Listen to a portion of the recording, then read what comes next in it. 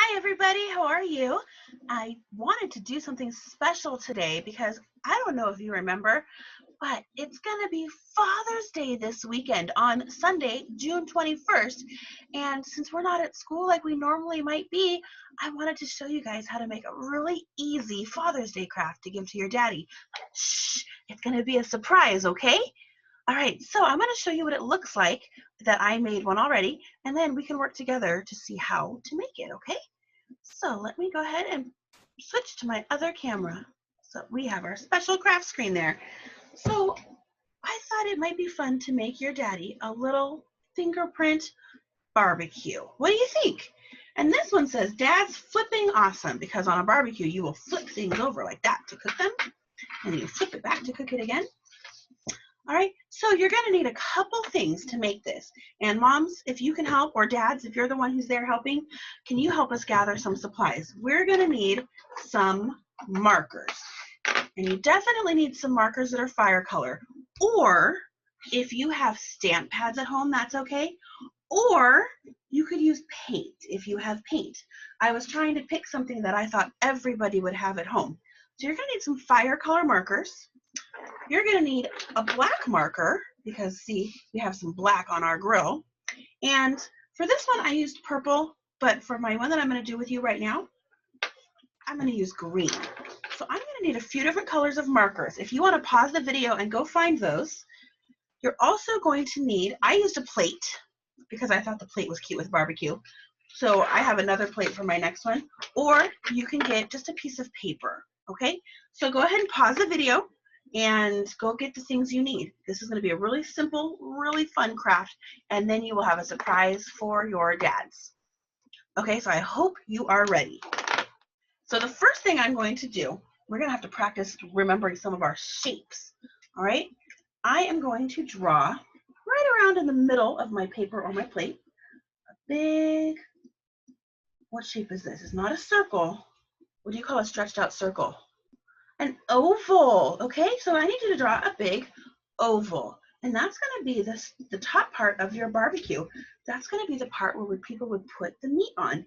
And after you have your oval, go ahead and draw some grill lines. And if at any point in time Miss Sara is talking too fast or working too fast, please go ahead and pause your video. Okay, so I'm going to give you a second to do that. And I'm going to need my black again, so don't put it too far away, okay? Keep your black close. Now I'm going to draw the bottom part of the barbecue. And this is where the barbecue blocks go. They're called coal. And some of you probably have other kinds of barbecues at home. So we're just going to draw something that looks like the bottom. This is the part where all the hot comes out of the barbecue. Okay, that's the part where the fire is. And I'm going to go ahead and color it in because I've never seen a clear barbecue before. Have you? Yeah, I've never seen one that you can see all the way through. Okay, so I used green, but you can pick any color that maybe is your dad's favorite color. My dad likes purple, so maybe I'm going to give him this purple one. But I don't know, what color did your daddy like? Go ahead and pick his favorite. All right, and now it doesn't really look like a barbecue yet, does it? It needs a little more details. Barbecues have to stand up. They also usually have this little piece on the bottom where the legs go. So that's just kind of a little rectangle right at the bottom of my colored part of my barbecue. And then I'm going to draw my barbecue some legs.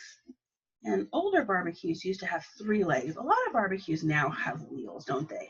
If you have a barbecue at home, you've probably seen one with wheels. But I'm going to go ahead and draw 3 legs, just like that. How is yours looking? Yeah, that leg got a little wobbly, huh? Maybe my barbecue's too heavy for that leg. And that's okay, because our daddies like it when we try our best, don't they? Okay, now, before I make my fire, I'm going to write some words on here. And this is where you might need a grown-up's help. And a grown-up, you can help later. But I wanted to give you another idea. Okay, I'm going to write Dad's grill. I'm actually going to write grilling plate. You could also write Daddy's the barbecue king, or I love my daddy, or anything you want to write that reminds you of your dad. I put grilling plate because maybe he'll use that plate, or maybe he'll put it by the barbecue if you have a barbecue in your house. All right, and now is where it gets a little tricky. If you have markers, this is going to be the trickiest way to do this. If you have colored stamp pads at home, that'll be a little easier. And if you have colored paint at home, it's going to be pretty easy and kind of messy. So all of those ways are fun. But what I'm going to do is, if I don't have stamp or paint, did you know that you can use markers to make stamps? And you only do this when there's a grown-up helping you.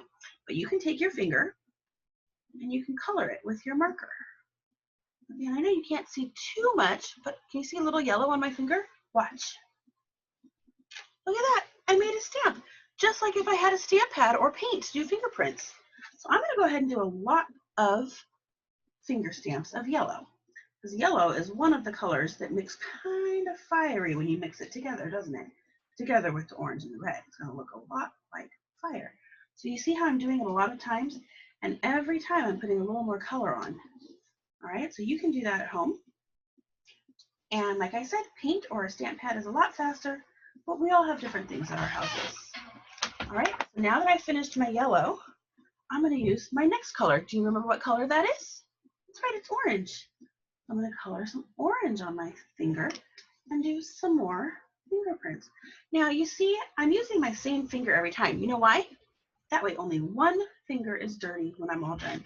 And I don't have to wash all of my whole hand, because that would be a lot of work. And then you'd have to go get in the bath. So instead, I'm just making a couple fingerprints. I think that time I did 5. And now my last color that I'm going to use is what color? That's right, it's red. And I'm going to go ahead and give myself some red fingerprints. Right there. And now, does it start to look like a little bit, there's a fire on my barbecue? Looks kind of delicious, making me wish I had a barbecue right here at the school, because then I could have some hamburgers or hot dogs or some carne asada or something delicious. So there's my barbecue fired. How does it look? How does yours look? Is it turning out okay?